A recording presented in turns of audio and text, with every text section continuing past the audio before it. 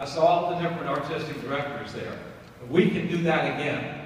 And I am tired of hearing, and I know this is probably not the place for it. We can't do it because it's too expensive.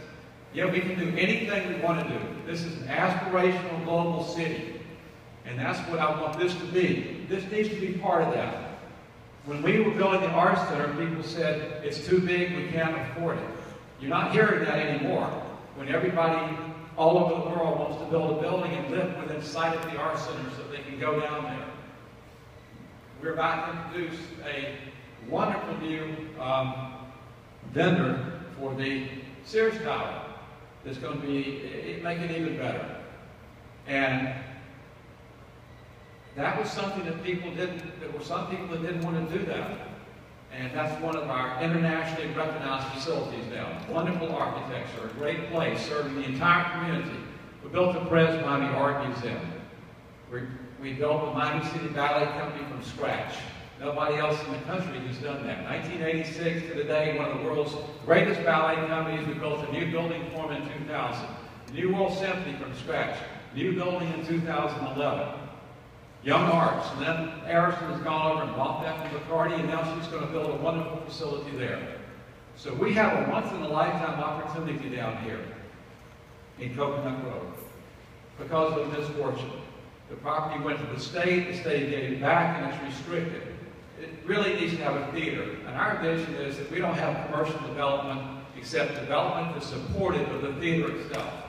You might have a cafe, you can have a little bookstore, you can have a dance studio, you can have things like that, but you're not going to have condominiums over the top of it.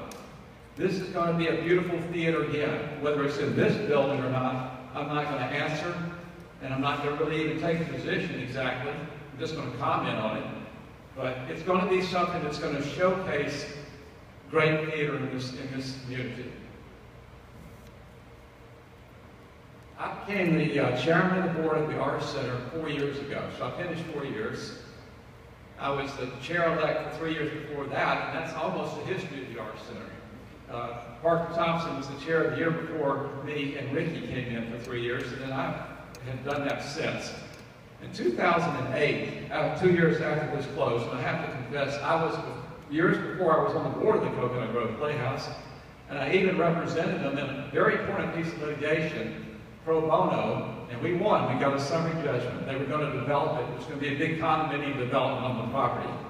And we were able to get a summary judgment from Peter Lopez in that case.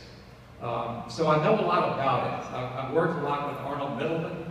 I've been through all of that building with different people, architects, and we have certain opinions about the viability of the playhouse itself. Not the beauty of the exterior facade, but the stuff behind it, and whether or not that really has utilitarian value. 2006, Larry Wilker was the CEO of the Aiken Arts Center.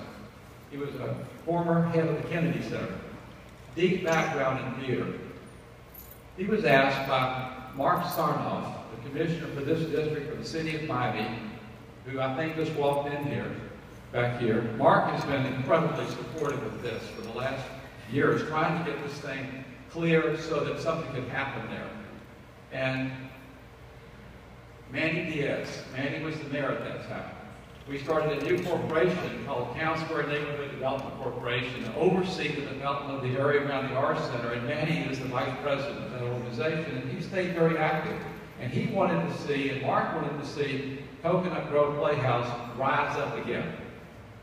And they asked the Arts Center, which is operating 3 theaters now, and they're all different than a playhouse. One's 2,400, one's 2,200, and one's 250. We do plays in the small one, experimental things, new companies, and the 2 big ones, you do concerts and big Broadway musicals and great orchestras and ballets and things like that. They're too big for the intimate type of theater you need for what the Coconut Grove Playhouse presented.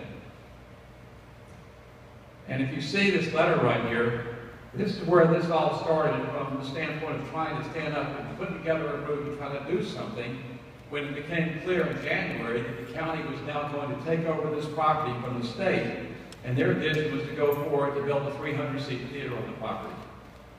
And we put together a group, and I'm going to go to the next slide if you could. You see, This was a study that we ran, that Larry ran, and we went back and said, we think you ought to have, we can't really operate in this big facility.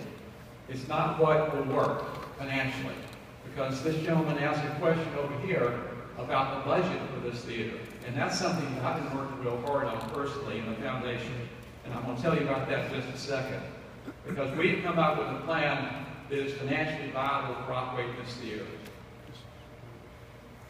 Larry went through this, and he wrote this letter back to Mark and the mayor, and he said, we really can't do this. Not in this present configuration. It's impossible. It's too big, doesn't have the right equipment in the back, and it's not what I want to do. It's not what we want to do at the Arts Center. So at that point, it gives all these different reasons in here. We can skip that, but we've studied it and studied what might work. And we thought the two-theater concept was interesting. And you see that a lot around the country with these legal regional theaters. There's about 45 or 48 of them. Miami is the only large city in the country that does not have one. We're the only large city in the country that does not have a flagship theater. And we're probably the most cosmopolitan city in the world that can say that. When I mean flagship, I mean a full-size theater that can bring down stars and new productions of works, and important works, and classical works. Flagship theater. This case is 700 to 800 seats, about what we think we can accommodate. We can bring people down there to that. So we did a study, and I'll go back. Go to the next slide, if you would. Thank you.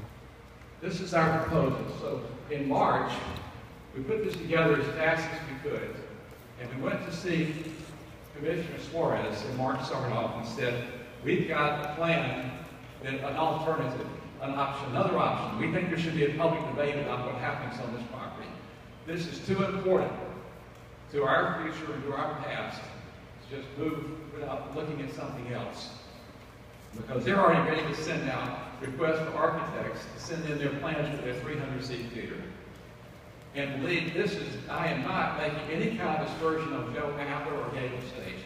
I love Gable Stage, and as Jerry can tell you, we go to every single performance. He does fantastic work for 16 years in a very small place, and so they're going to, the plan is to build a 300-seat theater and transfer it to this designated theater operator, and we think we can do more than that. So our plan encompasses that. Our second theater encompasses Gable Stage.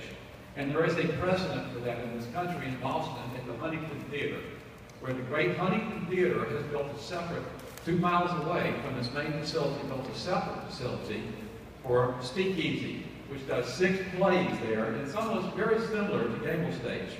So Huntington is using part of it, and they rent out part of it to Speakeasy, which is like a Gable Stage.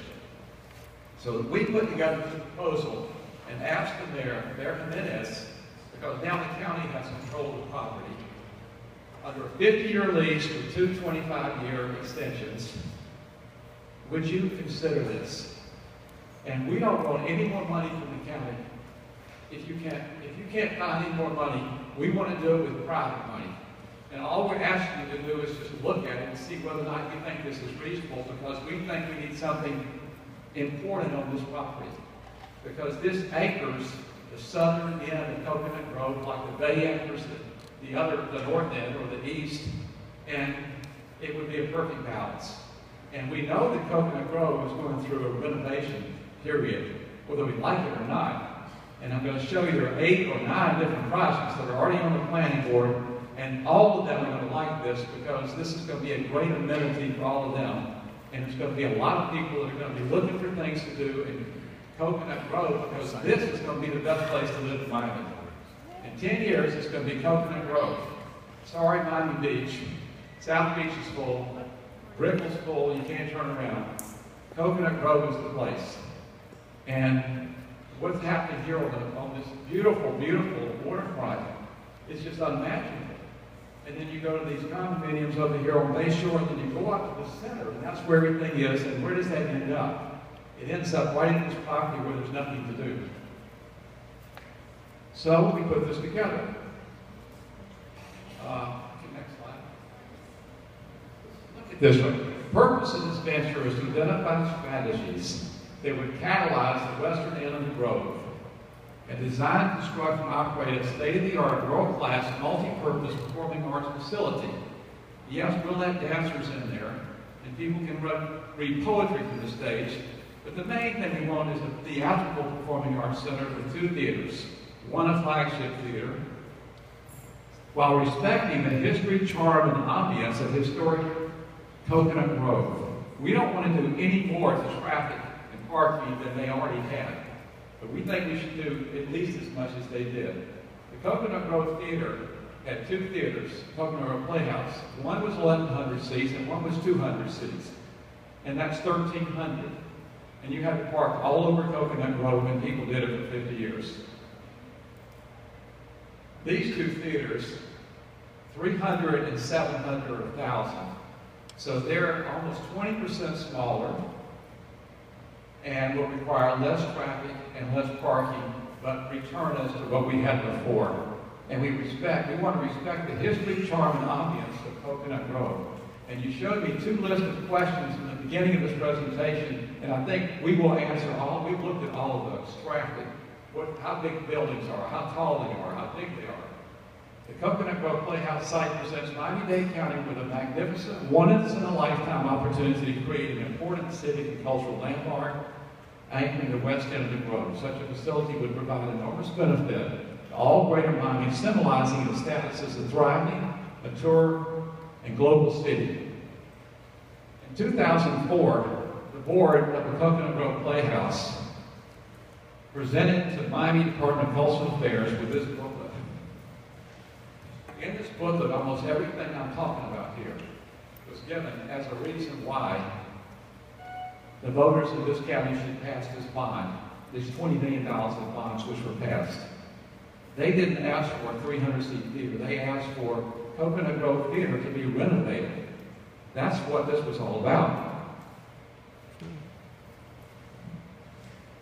And the first sentence states that Coconut Grove Playhouse is an extraordinary economic force, not only in this immediate neighborhood of Coconut Grove, but indeed for all Miami-Dade County. We repeat the same thing over and over again, but that was why we passed $20 million in bonds, was to fix the Coconut Grove Playhouse and to build a decent parking garage. So next slide. We won't have to go through it again. I just summarized it, but it's out of this document right here. They looked at all these things in 2002. Go ahead. These are some of the great actors. Jose Ferrer. You know, he did, what did he do down there? He did the guy with the Cyrano de Bergerac. And George C. Scott, Liza Minnelli, Denzel Washington. You know, all those people were here. You know, Jack Bruckman, Tony Randall, Hal Holbrook, and Death of a Salesman, and on and on and on. Jimmy Buffett, Tennessee Williams, Edward Albee, all these people wrote plays that were presented there, were acted in plays there. 150,000 people came here on average during the 90s. 150,000 people would come to Coconut Grove to see great theater. Next page. These are some of the points. That's 150,000 audience right there. 35% of Florida's population lives within 5 million residents. 35% of population is within the area that would come here. And you can take these productions to Broward County and Palm Beach County as well, like the Valley does. You recall they present all 3 counties. Next page. These are some of the theaters we've looked at around the country. We're not making any proposals about architectural styles. Next. We've been to all those theaters. Calderwood, we went last week. Loeb is in Boston, is at Harvard. Actors Theater. Actors Theater in Louisville, which is about 1/3 the size of Miami at most. Relatively uneducated population draws 200,000 people a year to their theater. And they're so proud of it. And you wouldn't believe how excited they are about this and the vibrant, energetic people that are attending theater productions. I thought when I started this, I questioned theater. Is there a future for theater? Well, one more thing I can report is after traveling around the country, live theater is alive and well. Because in city after city, I'm finding out that if they do it right, people will go to see it. They want that community experience. It's something in your DNA. But 200,000 there, They have 200,000 at the Calder